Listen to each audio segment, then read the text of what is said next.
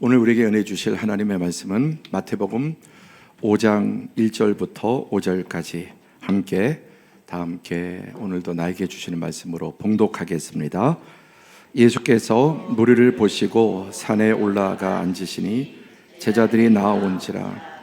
입을 열어 가르쳐 이르시되 심령이 가난한 자는 복이 있나니 천국이 그들의 것이며 애통하는 자는 복이 있나니 그들이 위로를 받을 것이며 온유한 자는 복이 있나니 그들이 땅을 기업으로 받을 것이니라. 아멘. 네. 지금 팔복에 대해서 말씀하고 있는데 하나하나 이 모든 복들이 사랑하는 우리 서른육교회 모든 성도들 영과 육과 혼과 가정 범사에 이 말씀들이 임하기를 축복합니다. 이 팔복은 하나하나 각자 따로 떨어진 개별이 아니라 다 묶여 있고 또 도미노와 같은 연쇄 반응을 일으킨다. 하나만 일어날 수 없다는 것입니다. 처음에 심령이 가난한 것이 이제 이루어지면 계속해서 그것은 뒤로 도미노 무너지듯이 이어지게 되고, 이 심령을 가난하게 하는 것은 자신의 수행과 노력이 아니라 하나님께서 성령을 우리 마음속에 밀어주셔서 거듭남으로 이제 시작되는 것이지 내가 노력으로 인위적으로 하는 것이 아니다라는 말씀이 중요합니다. 또 두 번째, 이 팔복은 천국으로 올라가는 사다리, 또 하나님 나라가 내려오는 사다리 같아서 이 처음이 중요하고 계속 이어서 결국은 우리 안에 하나님 나라가 내려오고 또 올라가고 또 확장되는 것이다 라는 말씀을 드렸습니다. 그래서 심령이 가난한 자, 그 사람이 애통하게 되고 또 애통하는 사람은 오늘 세 번째 복인 온유한 자로 나타나게 됩니다. 그래서 지난주에 핵심은 애통과 분통, 점점 세상이 분통하고 있는데 분통은 그 상황과 결과를 가져온 타인에 대한 분노지만 애통은 그 상황과 결과를 가져온 자신과 근본 원인에 대한 아픔과 슬픔이다. 왜 지난주에 기껏 전했는데 또다시 할까요? 우리 벌써 잊어버렸잖아요. 저도 잊어버리고 또다시 분통해 오고, 그래서 하나님의 말씀을 좀 더 다지는, 그래서 마음이 가난한 사람은 내 죄를 보느라 다른 사람의 죄나 세상에 대한 미움과 분노 대신 자신과 타인과 세상을 보며 애통하는 자가 됩니다. 사탄은 분통하게 하고 성령님은 우리를 애통하게 하시는 분이십니다. 예루살렘을 보시며 애통하신 예수님의 눈물이 우리의 구원이 되었습니다. 그래서 인생의 문제는 타인에 대한 미움과 분통이 아니라 하나님 앞에 자신의 죄와 또 이 세상의 죄를 보면서 애통해야 합니다. 그래서 애통하는 사람이 자신과 가정과 남을 구원합니다. 그러나 반대가 되면 점점 더 파괴가 된다는 말씀을 드렸습니다. 자, 오늘 세 번째 복, 말씀의 제목은 자아가 깨어진 사람의 열매가 무엇입니까? 세 번째, 온유한 자는 복이 있나니.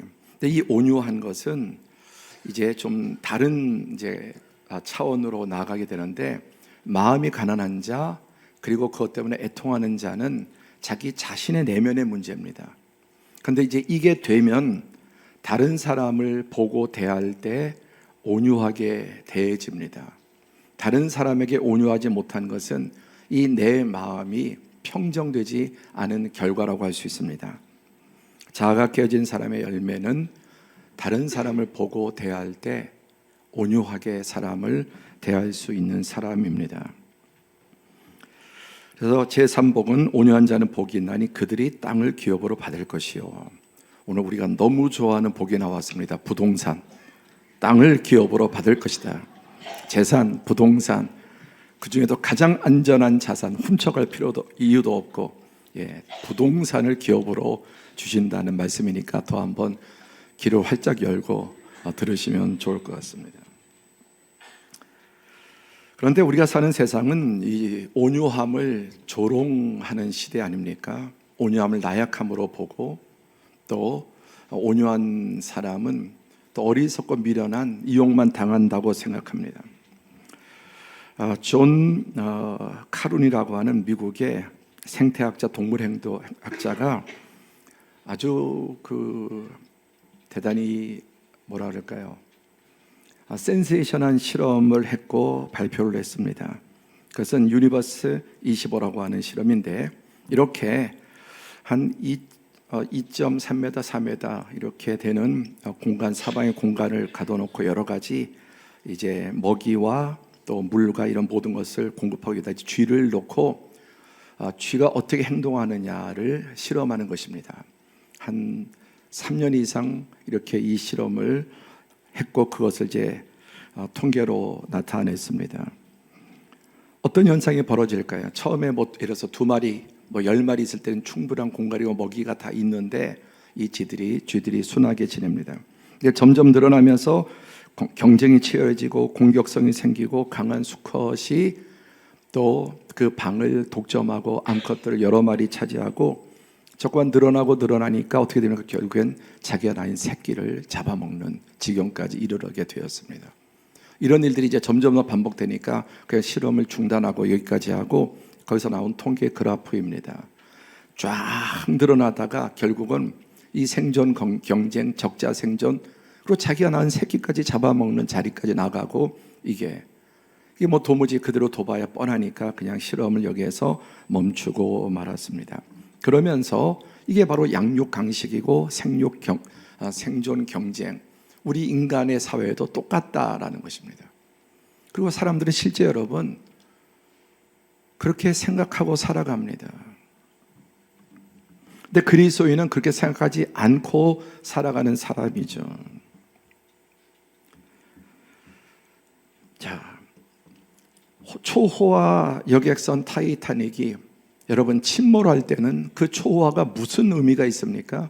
그리고 점점 침몰해 가고 더 바다로 빠져들어갈수록 그 안에 아비 교환은 더 극대화될 것입니다.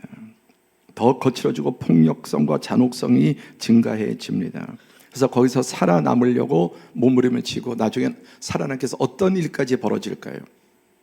점점 급하게 빠르게 배가 침몰하면 마지막에 구명정이 있다든지, 그러면 살아남기 위해서 사람들이 어떻게 행동을 하겠느냐는 것입니다. 그런 말이 있죠. 강한 놈이 살아남는 것이 아니라 살아남는 놈이 강한 놈이다. 무슨 조폭 영화에서 나왔던 대사 같습니다. 강한 놈이 살아남는 게 아니라 살아남는 놈이 강한 놈이다. 그래서 어떻게든지 결국 마지막까지 살아남는 그 사람이 강한 사람이다라는 것입니다. 여러분 어떻게 생각하십니까? 이 말에 반박할 수 있습니까? 아니라고 말할 수 있습니까? 온유함을 조롱합니다. 그리고 우리의 경험에서 힘센 놈이 이기고 목소리 큰 사람이 이기고, 어거지라도 떼법이 제일 무섭다고 하지 않습니까? 헌법 위에 떼법이 있는 거예요. 떼쓰고 소리 지르고 계속해서 데모하고 그러면 결국은 자기 목적하는 것을 이루게 되는 세상에 아직도 우리가 살고 있습니다. 그래서 이런 운동도 점점 여러분 이 격투기들, 이런 인간 피라미드, 이거 여러분 계속해서 이기고 하려면 남성들 좋아하지 않아요? 좋아하는 분들 많죠. 세계 최강의 사나이예요. 대단합니다. 그런데 어떻게 됩니까? 이 사람을 꺾기 위해서는 더 강해야 되고 더 훈련해야 되고 더 여러분 기술을 연마해야 되고, 이게 개인과 집단과 회사 그리고 사회, 국가, 전쟁, 무기, 더 강력한 무기, 더 센 무기, 더 무서운 무기, 더 잔혹한 무기, 이제 드론, 로봇, 앞으로 여러분 점입 가경으로 핵폭탄 만들고 이제 공멸하는 그런 세상이 되어가고 있습니다. 더 세게 강하게 많은 군사력, 강한 군사력, 더 강력한 무기들로 장착해야 이길 수 있다고 생각합니다. 평화가 힘에서 나온다고 생각하는데 그게 바로 팍스로마나는. 우리 그리스도인들도 여러분 이런 세상의 흐름 속에 저항하기가 어렵습니다. 왜 약한 사람들이 밟히고 지고 강하고 센 사람들이 이기고, 그런 것들 우리 삶에서 늘 우리가 목격을 하지 않습니까?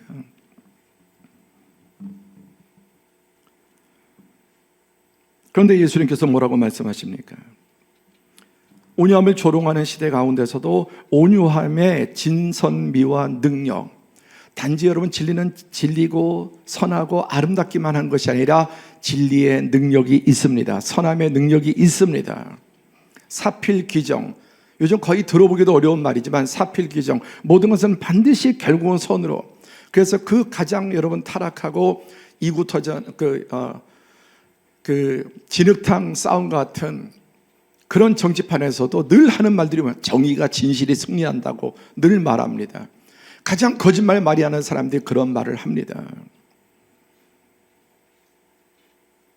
그런데 여러분, 이 온유함은 진리고 선하고 아름답고 온유함이 능력이 있다고 예수님 말씀하십니다. 자, 다시 5절을 보시면 온유한 자는 복이 나니 그들이 땅을 기업으로 받을 것이며, 땅을 기업으로 받는다는 말이 무슨 말일까요? 이 땅은 어떤 땅일까요? 근데 우리가 지금 보고 있는 것은 온유한 자들이 그 땅을 차지하고 있지 않은 모습들을 보고 있지 않습니까? 그럼 예수님의 말씀이 잘못된 것입니까?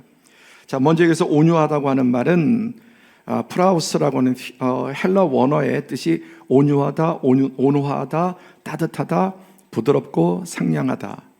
그리고 이게 제일 앞에 나와야 될 개념이 온유함의 겸손함이에요. 겸손하지 않은 사람 절대 온유할 수 없습니다. 온유한 척할 수 있어도 내면이 겸손한 사람은 온유함에, 그리고 온화하고 따뜻하고 부드럽고 상냥합니다. 그런데 이걸 한국말로 또 한문으로 온유라고 바꿨는데 헬라어보다 더 정확한 것 같아요. 자, 따뜻한 온자에다가 부드러울 유자죠. 성질이 온화하고 부드럽다. 이 온자는 따뜻할 온, 여기의 뜻은 따뜻하다, 온화하다, 순수하다, 원만하다는 뜻이 있습니다. 온유한 사람은 둥글둥글하고 원만하겠죠. 까칠한 사람은 여러분 어떻습니까? 각이지겠죠.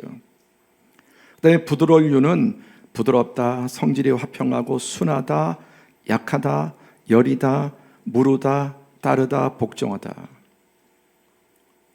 그래서 이 순한 거, 여러분 순한 사람 어떻습니까? 약하고 여리고 무르고 따르고 이런 거 싫어하고, 우리 자식들 자녀들 키우면서도 너는 왜 이렇게 무르냐, 물러 터졌냐, 여리냐, 그런 것들을, 그래서 어떻게 세상 살아갈래? 다그치지 않습니까? 그런데 이 온유함이 힘이 있다고 말씀합니다.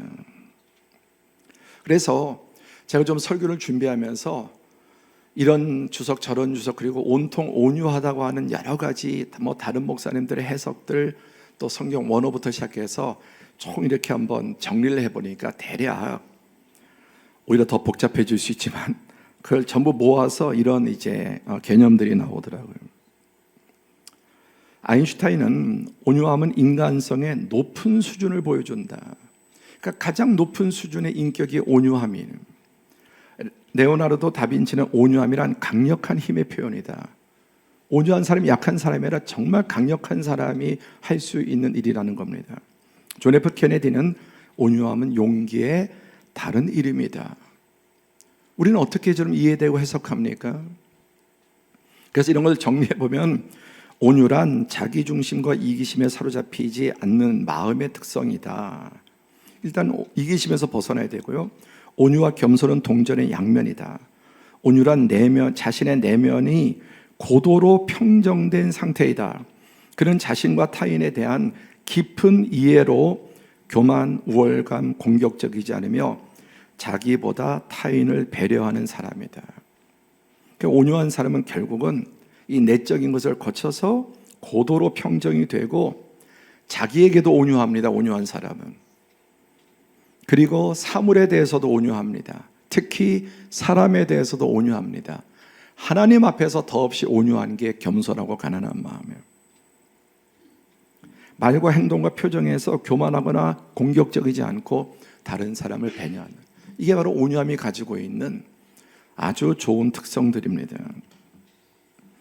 정말 이렇게 잘 여러분 다듬어주고 무장된 사람이 여러분 주변에 있다면 어떻게, 여러분의 남편이라면, 아내라면, 부모님이고 여러분의 친구라면, 여러분의 사업의 동업자가 이런 사람이라면 여러분 그 사람과 관계를 끊겠습니까?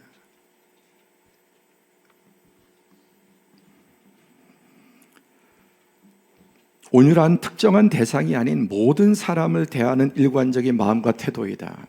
강자 앞에는 약하고 그게 아니라는 거예요. 가장 약자 앞에 더 약할 수 있는 사람이 온유한 사람이고, 강자 앞에 절대 꿀리지 않고 여전히 온유하지만 마음으로나 행동으로나 표정으로 주눅들지 않을 수 있습니다.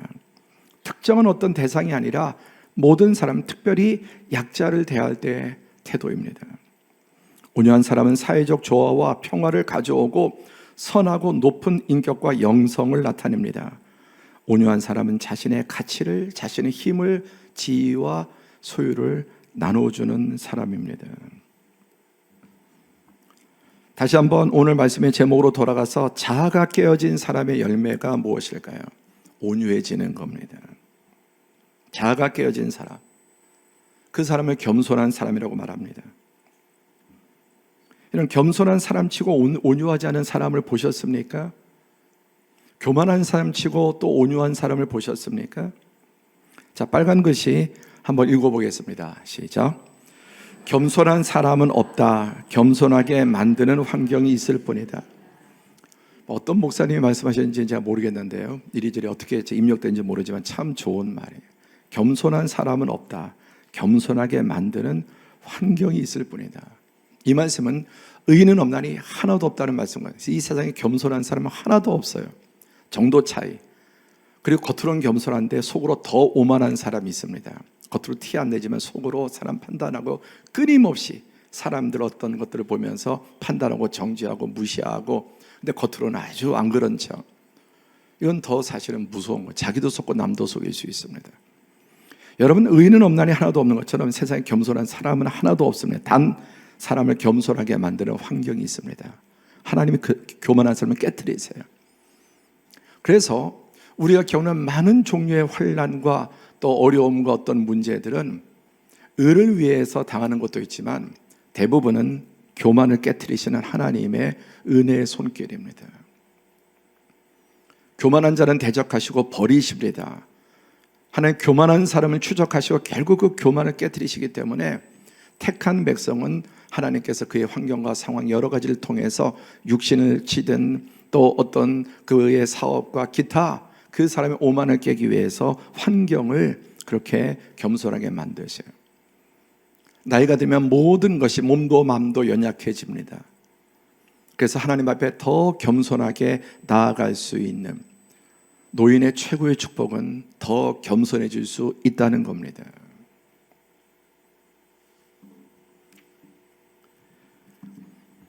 그럼 온유한 자가 받을 복이 무엇입니까? 우리 온유한 사람은 뭐 계속 손해보고 계속 이용당하고, 그러나 성경은 온유한 자가 복이 있다고 말씀합니다. 어떤 복이 있습니까? 그들이 땅을 기업으로 받을 것이라고 말씀합니다. 여기서 복이 있다고 8번이나 말씀하셨죠. 여러분, 다행히도 이 하나님의 복, 헬라의 복의 종류가 여러 가지 있지 않습니까? 우리도 뭐 오복이도 있고 그렇죠. 뭐 팔복이도 있고 복의 종류가 많은데 여기서 말씀하는 이 마카리오스, 온유한 자는 복이 있나니라고 하는 이 복은 제가 3번째 반복합니다. 왜냐? 이 개념이 우리에게 정확하게 세워져야 합니다. 하나님께서 베푸셔서 인간이 누리게 되는 은혜와 하나님이 베풀어 주셔야 합니다. 아까 도미노, 하나님께서 그 마음에 가난한 심령을 주셔야 겸손한 사람이 없다고 성경은 말씀합니다. 겸손하게 만드시고 깨트리시고 어떤 환경을 통해서도 그 사람을 낮추셔서 가난한 마음이 되어야 겸손한 마음이 되고, 그리고 분통하던 사람이 자신에서 애통하는 하나님 앞에서 애통하는 사람, 어떤 문제 앞에 자꾸만 사람과 부딪히고 환경을 탓하는 것이 아니라 하나님 앞에서 애통해하고 자기를 돌아보는 사람, 그 사람에게 은혜를 베푸셔서 인간이 누리게 되는 은혜와 그 은혜에 힘입어 인간이 누리게 되는 먼저 내적 마음의 천국. 여러분, 거친 사람은 자기 마음 자체가 거칠기 때문에 이미 자기 자신의 이 사막을, 광야를 내장하고 사는 사람입니다. 온유한 사람은 자기 자신에 대해서 온유합니다. 그래서 내적으로 외적으로 온유한 가정, 온유한 남편, 온유한 아내, 여러분, 그 가정이 어떻겠습니까? 가정 천국을 이루고 또 행복을 말합니다. 그리고 그 행복은 호의와 위로와 격려와 보상 등 영육 간에 전인적으로 주어진다는 겁니다. 진선미는 흔히 말하는 플라토닉한 어떤 사상적인 개념적인 게 아니라 실제적으로 당장 내 안에 하나님이 평안을 주시고 은혜를 주시고 물된 동산처럼 그 마음이, 그런 사람이 여러분 가정에 있고 직장에 있고 그런 사람들이 모이면 어떻게 되겠습니까? 거기가 천국을 이루어지게 되는 거죠. 왜 헬조선이 되어 갑니까? 아까 그런 격투기, 점점 더 이 격투기도 여러분 말도 못해요. 격투기. 그걸 보고 여러분 즐기고 있습니다. 안 보시는 게 좋아요. 안 보시는 게 좋아요. 그럼 자꾸만 사람이 그렇게 물들어가고요. 그게 지금 우리가 살아가는 세상의 모습들을 보여줍니다. 하나님의 은혜와 복은 전인적으로 부어집니다. 뭐가 중요하냐?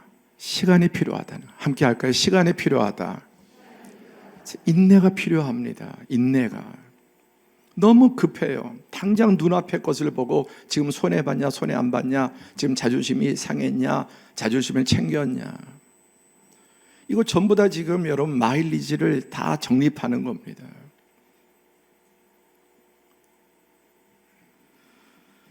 온유한 자는 복이 있나니 그들이 땅을 기업으로 받을 것이요, 땅을 상속으로 받는다는 말입니다. 상속이란 말이 무엇입니까? 부모가 자녀에게 부모의 재산을 물려주는 것을 상속이라고 합니다. 여기서 땅이 어떤 땅이냐? 헬라어 원어에 이 땅이라고 하면 지금 우리가 살고 있는 땅을 말합니다. 지구를 말합니다. 이 세상을 말합니다. 그러니까 온유한 자는 땅을 차지할 것이다. 이 세상을 그들이 차지할 것이다 라는 뜻입니다. 그런데 온유한 사람이 땅을 차지하고 있는가? 어떻게 생각하십니까? 이 땅을 차지한다는 말, 아주 쉽게 말해서 전쟁에서 승리해 하면 어떻게 합니까? 그 땅을 차지하죠. 그래서 바벨론 제국, 또 뭐 에스루 제국, 로마 제국, 뭐 이런 제국들을 볼 때, 우리 역사 볼 때 땅을 지도로 가서 여기를 다 차지했다고 그렇게 지도 가운데 나오지 않습니까? 전쟁을 왜 합니까? 결국은 땅을 차지합니다. 땅을 차지한다면 거기 사는 사람들과 거기에 모든 자산들을 다 차지하는 것을 의미합니다. 그러니까 땅을 차지한다면 결국 전쟁의 승자가 되어서 그 모든 전리품을 다 얻는다는 말을 땅을 차지한다고 그렇게 표현하는 겁니다. 그런데 땅을 빼앗는 것이 아닙니다. 이 세상은 땅을 차지하기 위해서, 더 확장되기 위해서 얼마나 여러분 정말 피비린내 나는 그런 싸움을 하고 파괴를 하고, 러시아 우크라이나 전쟁, 팔레스타인 전쟁, 이스라엘, 이거 다 무엇입니까? 땅의 문제. 결국은 누가 주인이 되느냐는 것입니다. 땅을 빼앗는 자는 결국 다시 땅을 빼앗기게 되는 게 역사에 너무나 분명히 나타나는, 반복되는, 빼앗은 자는 빼앗기게 됩니다. 빼앗은 방법대로 다시 그렇게 심은대로 거두게 됩니다. 돈이든 권력이든 지위든 정권이든 빼앗은 자는 빼앗기게 됩니다. 그래서 빼앗기지 않으려고, 빼앗기면 박살나니까. 이번 선거 우리 정말 정신 바짝 차려야 돼요. 언제나 그렇지만 빼앗기면 박살나니까, 그게 이쪽이든 저쪽이든. 왜? 주어진 게 아니고 빼앗은 거기 때문에. 주어진 게 아니라 빼앗은 것이기 때문에. 하나님이 주는 땅만이 진정으로 차지할 수 있습니다. 빼앗은 것은 더 여러분 무섭게 빼앗길 수 있습니다. 누가복음 6장 25절에 화 있을진저 너희 지금 배부른 자여 너희는 줄이리로다. 화 있을진저 너희 지금 웃는 자여 너희가 애통하며 울리로다. 지금 배부른 게 중요한 게 아니고, 지금 웃는 게 중요한 게 아니라, 결국 누가 배부르냐, 결국 누가 웃느냐가 중요하다. 전투에서 이겨도 전쟁에서 패하면 여러분 다 패한 겁니다. 전투에서 져도 결국 전쟁에서 이기는 것.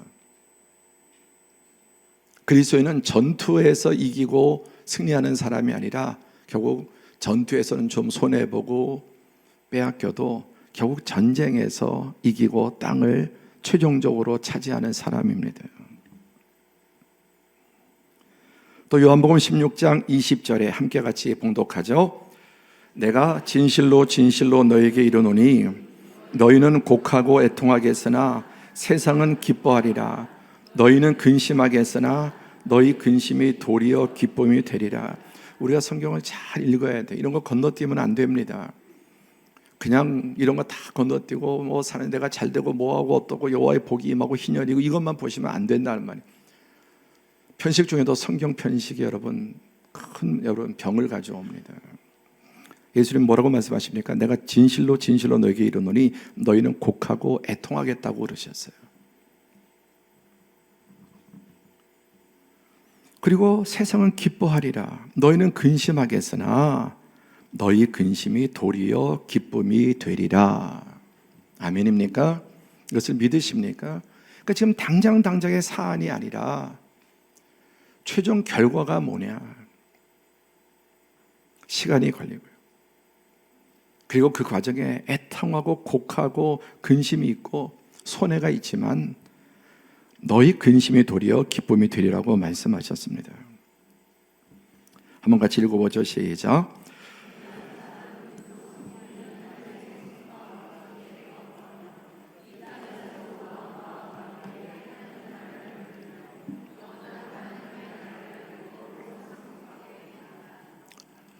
예, 온유한 사람은 그래 그러더라 라고 말할 수 있습니다. 계속 그렇게 살아온 사람은 맞아 하나님 말씀에 아멘 할 수밖에 없습니다. 그러나 그렇게 살아오지 않으면 계속 의문이 들어요. 아닌데 안 그런 것 같은데. 온유한 사람은 그 성품이 하나님의 성품과 목적에 부합하며 이 땅에서도 마음과 관계에 하나님 나라를 누리며 영원한 하나님 나라를 유업으로 상속받게 된다. 그게 땅을 차지한다는 의미입니다.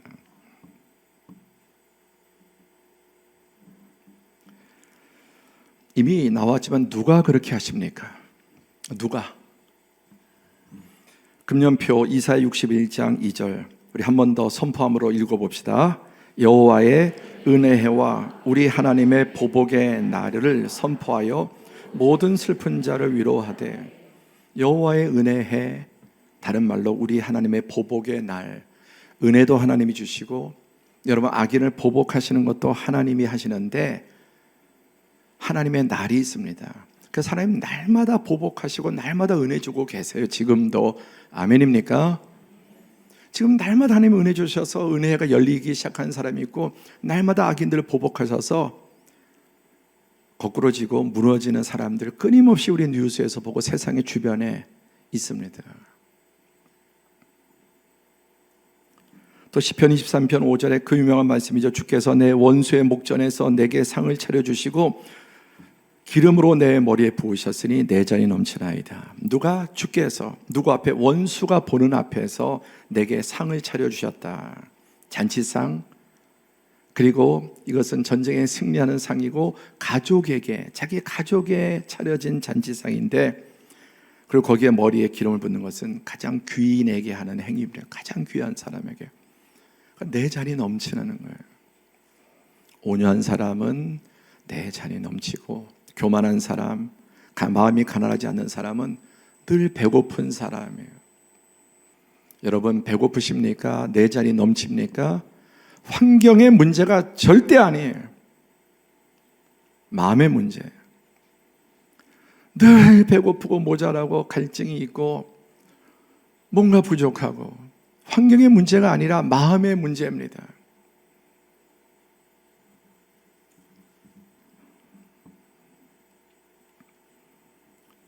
호세아 8장 9절 그들은 바람을 심고 광풍을 거둘 것이라. 심은 것이 줄기가 없으며 이삭은 열매를 맺지 못할 것이요 혹시 맺을지라도 이방 사람이 삼키리라. 이 말씀 잘 묵상. 이게 실체란 말이에요. 그들은 바람을 심고 광풍을 거둡니다.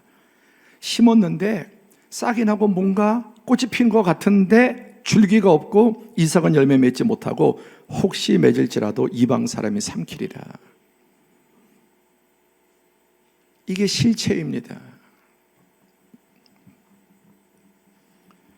야고보서 1장 16절에 다 함께 내 사랑하는 형제들아 속지 마라. 그러니까 성경에 속지 마라. 늘 참이냐 참자를 붙이는 습관, 이게 진짜냐? 또 갈라디아서 6장 7절에 스스로 속이지 말라. 하나님은 업신여김을 받지 아니하시나니 사람이 무엇으로 심든지 그대로 거두리라. 하나님 앞에 구실 붙이지 말라는 거예요. 구실, 자기 욕심 채우려고 하면서 이렇고 저렇고. 하나님 그런 거에 속는 분이 아니라면 스스로 속이는 것이지. 그래서 하나님은 사랑하는 자에게 그런 구실들을 깨시고 허상들을 깨시고 실상을 드러내게 해주셔서 내가 얼마나 탐욕으로 가득 차 있고 하나님의 말씀보다 세상적인 것으로 더 채우려고 하고 하나님을 믿는 것조차도 그 목적을 이루는 수단 삼는 자인지를 드러내시는 거예요. 그게 깨트리심입니다. 그게 말씀으로 잘 깨지지 않으면 환경을 통해서, 병을 통해서, 과정을 통해서, 고통을 통해서 겸손한 사람은 없다. 겸손한 환경만 있을 뿐이다. 그래서 그런 환경에 떨어지면 겸손해지는 거예요. 피라미드 꼭대기에서 떨어지면 그래서 감옥에 가서 많이 겸손해지고 파산 속에 하나님을 만나고 질병 속에 만나기도 하고.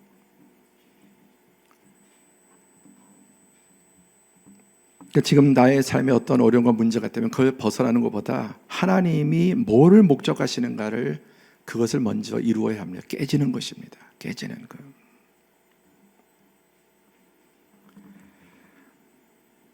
여러분, 성냥불 하나 불 붙이면 성냥만큼만 타지 않습니다.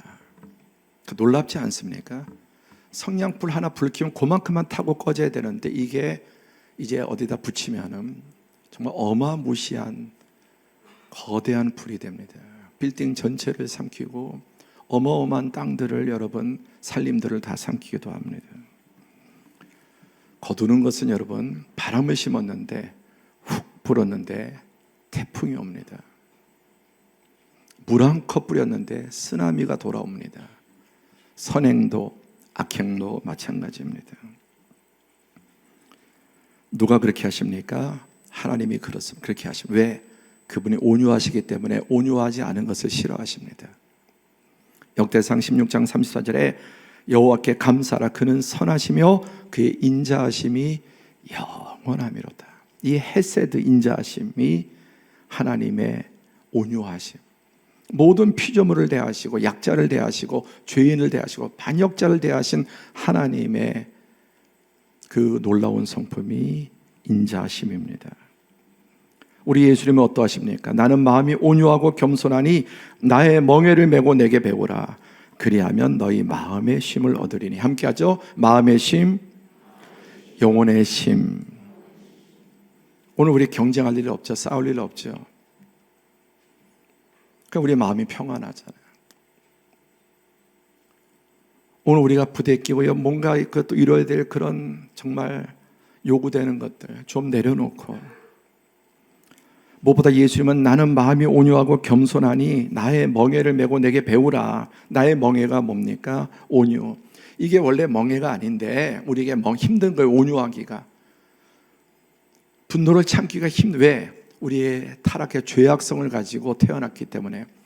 거기다가 우리의 환경들이 너무나 거칠고 반대로 돌아가니까 사실은 물이 이제 강물이 딱 이렇게 흘러내려가면 거기에 튜브 하나 딱 들고 있으면 그냥 떠내려 가잖아요. 그렇게 가야 되는데 이게 지금 타락하고 원죄, 내 안의 원죄와 세상의 죄악들이 역류를 하는 거예요. 그러니까 하나님 말씀대로 살기가 어렵고 손해보는 것 같고 바보 되는 것 같고. 오늘 예수님께서 이 말씀을 하시는 대상이 누구신지, 첫 번째 청자가 누굽니까? 이 말씀에 갈릴리 그 호숫가에 가장 가난하고 이방인 취급당하고 또 혼혈들이고 또 권력도 없고 배운 것도 없는 가장 서민들, 그 시대에 눌리고 밟히고 빼앗기고 있는 자들에게 한편으로 예수님은 잘하고 있는 거예요. 너희들은 지금 복을 가지고 있는 거예요. 여러분 가정에서 계속 이러한 삶을 살아오셨다면 오늘 주님께서 말씀하십니다. 회의에 빠지지 않아도 돼. 잘 살아온 거예요. 그렇게 계속 살아가면 너희 가정이 바뀌게 돼. 직장에서 사회생활 속에서 마음 약해서 계속 손해보고 양보하고 그러다 보니까 계속 잃기만 하고 나 바본가? 아니야. 하나님 마음에 쏙 드는 사람이요. 그렇게 살아가는 게 어렵지만 하나님께서 격려해 주시고 계속 그 길을 가라고 말씀하십니다. 그래서 착해서 순애해서 온유해서 손해봤다고 생각하는 분들은 오늘 하나님의 위로로 가득 차기를 바랍니다. 하나님, 예수님, 성령님은 부드럽고 따뜻한 영이십니다. 사단은 문을 깨고 부수고 오지만 예수님은 노크를 하세요. 두드리세요. 문을 열어달라고요.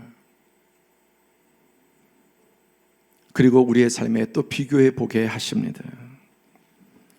역사상 가장 많이 믿고 따르고 찾아오고 그분께 헌신된 그분 앞에서 지금 눈에 보지도 않지만 울고 부르짖고 그분 안에서 자기의 모든 이런 것들을 쏟아놓고 눈물을 흘리며 부를 수 있는 주님이 누구십니까? 예수 그리스도.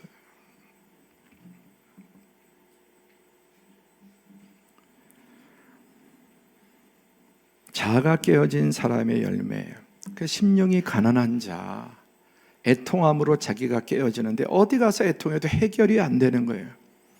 결국은 하나님께 매달리고 하나님 앞에 애통함으로 그 마음이 낮아지고 깨어진 사람이 겸손해지고 그 사람이 다른 사람을 대할 때 온유한 사람, 따뜻한 사람, 부드러운 사람, 복음적인 사람, 옳고 그름과 계산을 가지고 이해득실로 관계를 따지는 게 아니라 오히려 희생하면서 세상적으로는 갑인데 을의 자리에 내려가는 사람, 칼 자루를 쥐고 있는데 마치 칼날을 잡고 있는 사람처럼 그렇게 사는 사람이 온유한 사람이에요.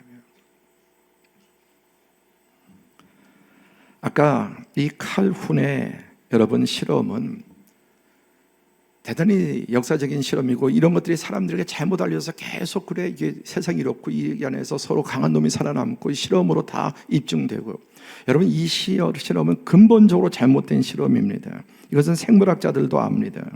이게 세상에 마치 정설처럼 아주 진리처럼 퍼져 있는데 전제가 오류되어 있습니다. 방법도 오류되어 있습니다. 여러분 이런 시설에 이렇게 210cm 정도의 상자 놓고 또 인위적으로 물도 주고 인위적으로 먹이를 계속 주고 여기에 고양이 한 마리도 없고 위에 요소 하나도 없고 거기다 풀어놨습니다. 그렇게 점점 많이 태어나니까 전에 안 그러더니 점점 거칠어지고 더 폭력적이고 서로 죽이고 혼자 독차지하고 방을 또 나눠놨는데 힘센 놈이 다 차지하고 이 힘없는 놈들은 다 내몰리고 여기도 그런 현상이 벌어지니까 인간 사회가 똑같다는 겁니다. 이 실험은 잘못된 것입니다. 하나님은 세상을 이렇게 만들지 않으셨습니다. 아멘입니까? 하나님은 세상을 이렇게 만들지 않으셨어요. 인간이 이런 식으로 세상을 해석과 타락해서 여러분 이 상황 속에 실험하기 전에도 어떻게 행동할지 이미 결과가 보이지 않습니까? 그러니까 하다가 그냥 실험 중지해버렸습니다. 결정적인 오류가 뭐냐? 하나님이 이렇게 세상을 만들지 않으셨고 모든 것이 조화를 이루고 상부상조하도록 하고 부부가 서로 돕는 배필로서 연약함과 모자람을 돕고 그리고 부모와 자녀 그러면서 조화와 상생과 화목을 이루면서 살아가도록 그리고 좁다고요. 우주 만물이 여러분 무한히 팽창하고 있어요. 지금도 우주가 어떻게 팽창하고 있는지 아십니까? 빛의 속도로 팽창하고 있어요. 빛의 속도로 지금도. 그래서 지구 다 아바드 샤마로 하면 그 다음에 달도 갈 수 있고 화성에 갈 수 있고 얼마든지 하나님 그렇게 만드셨습니다. 하나님 만드신 세상은 이런 세상, 타락해도 이런 세상은 아닙니다. 그렇게 해석하고 살아가는 거죠.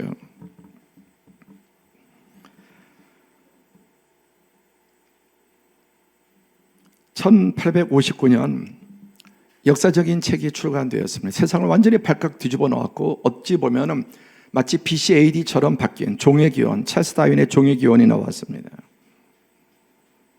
그리고 이 세상의 모든 것을 여러분 진화론으로 해석을 하죠. 그리고 지금까지 하나님 없는 무신론자들은 다 유물론자들이죠. 그래서 이 시대에도 찰스 다윈의 제자인 리처드 도킨슨 같은 사람은 만들어진 신, 성경 하나님이 태초에 창조하셨고 하나님이 모든 걸 만들었다고 하는데 인간이 신을 만든 거다. 그래서 이 종교가 끼친 해악들이 얼마나 이 역사 속에 많은지 그런 것만 차려내는데 그건 진짜 종교가 아니죠. 가짜 기독교, 가짜 그리스도인들의 여러분 발자국이지 진정한 주님의 제자들, 진정한 교회의 모습이 아닙니다. 그런 걸 마구 뒤섞어서 그냥 이 만약에 종교 없는 세상을 한번 생각해 보라. 그 유명한 존 레논도 이매진이라고 하는 그 세계적인 히트곡 속에서 종교 없는 세상을 노래합니다. 그리고 그렇다고 생각해. 왜? 종교에 그런 것들만 딱 뽑아갖고서 표본 채집이 잘못됐습니다. 이 리처드 도킨슨의 책 가운데 그래서 인간의 의식을 일깨우는 이 종교의 망각에 빠진 자들을 이성을 일깨우는 4가지 방법에 2가지만 소개하면 진화론과 여타 과학적 이론들은 신가설, 신이 있다, 또 신이 만물을 이렇게 지적으로 서겠다고 하는 그것보다 우주와 생명에 대한 설명력이 뛰어나다. 진화론이 성경보다 훨씬 더 논리적이고 뛰어나다는 겁니다. 여러분 만들어진 신 책을 읽어보셨습니까? 저는 읽으면서 그렇게까지 그럴 줄은 몰랐어요. 모든 전제와 출발이 어쩌다가 잘 모르겠지만 또 모든 전제가 우연히 어쩌다가 잘 모르지만 출발부터 빅뱅은 왜 생겨서 모르죠. 빅뱅은 누가 모르죠. 목적은 모르죠. 언제나 거기서 모든 그 끊기는 지점에 우연히 어쩌다가. 그 다음에 더 기가 막힌 것은 2번입니다. 시작. 무신론자는 행복하고 균형이 잡히고 도덕적이며 지적으로 충만하다. 코웃음을 칠 일입니다. 무신론자는 행복하고 균형 잡히고 도덕적이고 지적으로 충만하다. 자, 여러분 가운데 과거에 하나님을 안 믿었던 때와 지금 믿고 난 다음에 어떻습니까? 지적으로 더 약해졌습니까? 충만해졌습니까? 모르던 성경을 알고 모르던 진리를 알게 되었습니다. 과거에 가지고 있는 지식들이 그대로 있는데 그 위에 새로운 지적으로 더 충만한 하나님의 말씀을 끊임없이 듣고 배우고 있습니다. 여러분 하나님 없는 인생이 행복했습니까? 행복했다면 왜 하나님 앞에 나왔겠습니까? 하나님이 그런 헛된 행복들을 깨트리시고 무너뜨리시고 그러므로 가난하게 하시지 않았습니까? 더 균형 잡혔습니까? 여러분 예수를 믿기 전에 하나님을 알기 전보다 균형이 더 깨졌습니까? 아니면 교회로 왕창 쏠렸습니까? 기울어진 배처럼. 아니면 균형이 잡혀 있습니까? 여러분 더 도덕적인 사람이 되었습니까? 더 여러분 음란하고 더 탐욕적인 사람이 되었습니까? 제 안에도 하나님으로 더 충만할 때와 그러지 못할 때는 너무나 분명하게 갈라집니다.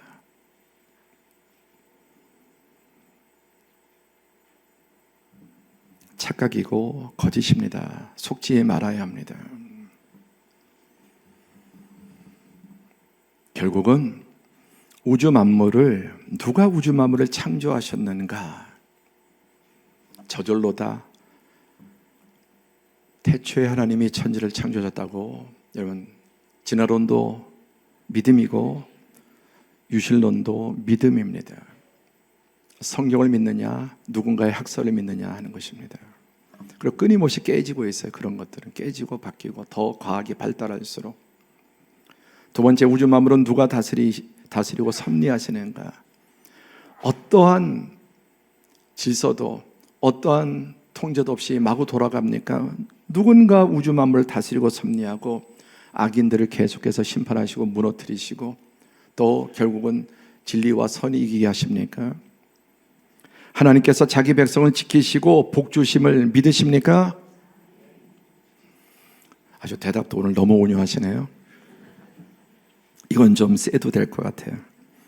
여러분 한번 대답해 보시겠습니까? 대답이 안 되는 분은 그냥 보류하셔도 됩니다. 우주 만물을 누가 창조하셨습니까?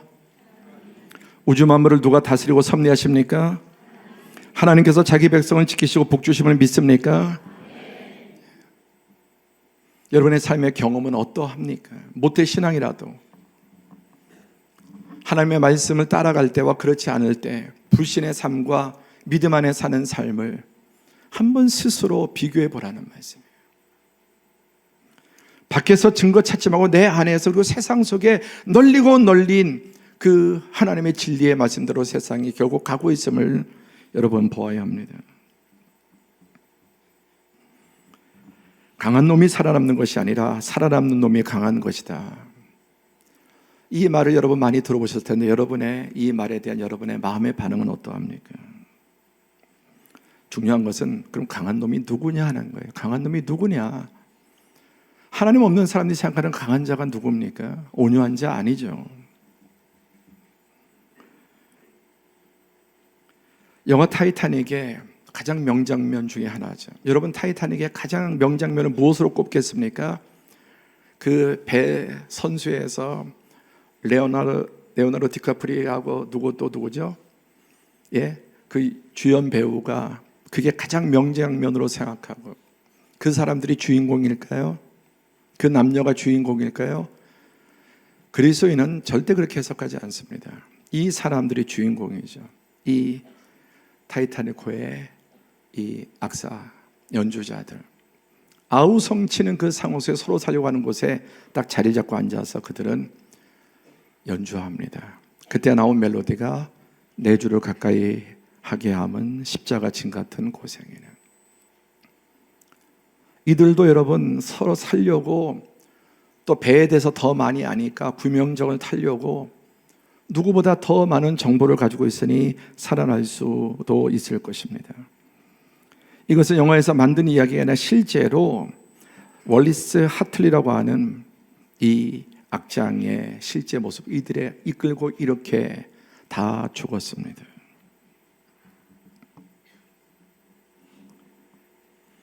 침몰하는 타이타닉에서 누가 어떻게 살아남았느냐보다 어떻게 죽었느냐가 중요합니다. 우린 살아남은 사람을 살아났다, 구사일생했다고 그들이 승리한 거라고 생각하지만, 근데 어떻게 살아났느냐 한번 생각해 보세요. 점점점 침몰할 때 그 가운데 영화에서도 나오지만 남의 것을 빼앗고, 약자 것을 빼앗고, 이미 탄 사람을 끌어내고 심지어 죽여가면서 남의 것을 빼앗아서 살아남은 사람도 많이 있을 겁니다.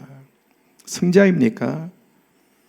그렇게라도 살아남은 사람이 승자라고 생각하는 사람은 예수님의 제자가 되지 못합니다. 어떻게 죽었느냐가 중요합니다. 힘이 없어서 약해서 죽은 사람도 승자가 아니죠. 실체와 전체와 영혼의 관점에서 보면 그게 끝이 아니기 때문에 살 수 있음에도 불구하고 구명정을 양보하고 자기보다 다른 사람을 태우고 여자와 또 아이와 노인을 먼저 태우고 죽은 사람이 여러분 승자 아닙니까? 우리는 그런 영화를 보고 잠깐 감동받지만 결국은 거기서 살아남은 사람들이 승자인 것처럼 생각합니다. 관점이 잘못되었습니다. 뒤집힌 세상이기 때문에. 온유한 자는 복이 있나니 그들이, 온유한 자들이 땅을 기업으로 받을 것이요. 그 배에 온유한 사람이 탔다면 어떻게 행동했을까요? 그 배에 온유한 사람들이 많이 탔다면 여러분 그 배의 모습은 어떠했을까요? 여러분, 만약에 여러분의 인생에서 이러한 상황이 주어지면 여러분은 어떤 선택을 할 것 같습니까? 그리스도인은 그때 가보면 인간이 약해 어떻게 할지 모르지만 나는 의연하게 다른 사람을 태우고 죽을 수 있는 사람을 선택하는 게 그리스도인입니다. 그런 사람이 이 세상에 많아질 때 세상이 여러분 어떻게 바뀌겠습니까? 백날 천날 예배드리고 말씀 듣고 앉아서도 우리의 여전히 갈망이 세상의 법을 따라간다면 뭐가 다르겠습니까? 그렇게 살아온 사람 잘 살아온 것이고 복이 있는 사람이고 인생의 목적을 그렇게 두고 어떻게 해서든지 살아남아야 되고 자식들을 어떻게든지 이 생존 위에 살리기 위해서 거기에 또 몰아넣는 말로는 그러지 마라 그러지 마라 하면서 실제 그렇게 살아가는 모습을 보여준다면 그런 기독교, 그런 예수님의 제자가 어떻게 세상을 변화시킬 수 있겠습니까?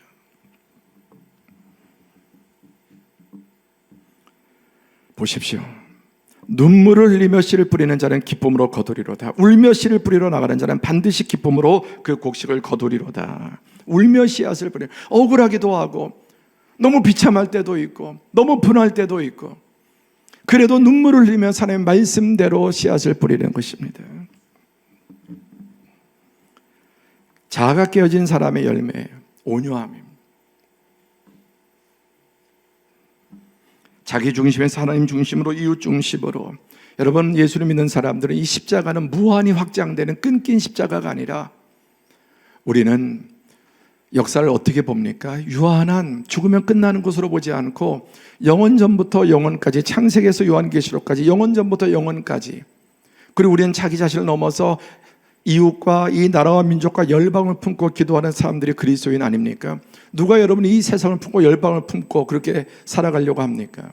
우리 그리스도인의 기도 가운데는, 주님, 나의 가정과 우리 교회와 한국교회, 나의 가정과 우리 이웃들, 이 나라 이 민족, 저 북한 땅, 그리고 지금 전쟁에서 여러분 파괴당하고 고통당하는 사람들, 이웃들을 생각하고 그들 위해서 기도하고,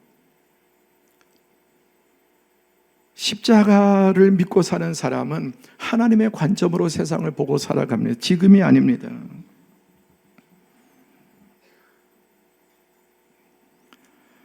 이 세상은 참과 거짓이 뒤집혀진 세상, 예수님은 거꾸로 된 이 세상을 바로잡기 위해서 거꾸로 그분이 지극히 높은 하늘 영광 보좌를 버리시고 가장 낮은 이 땅에 내려오셨고, 이 세상의 모든 법칙을 거스리면서 말 한마디에 그 모든 노마 제국을 쓸어버릴 수 있는 그분이, 내 나라는 이 땅에 속한 것이 아니고 그들에게 재판받고 비참하게 반역자인 우리를 달아야 될 그분이 대신 십자가에 달리셨습니다. 그리고 부활하심을 믿는 것입니다.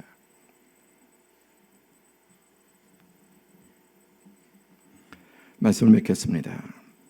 마하트마 간디도 세상을 변화시키려면 우선 온유해져야 된다. 여러분, 가정 변화시키려면, 자녀 변화시키려면 일단 내가 변화해야 돼요. 온유해져야 돼요. 문제가 뭔지 아직도 몰라. 자기 문제인데 자식 문제로 알고 있어요.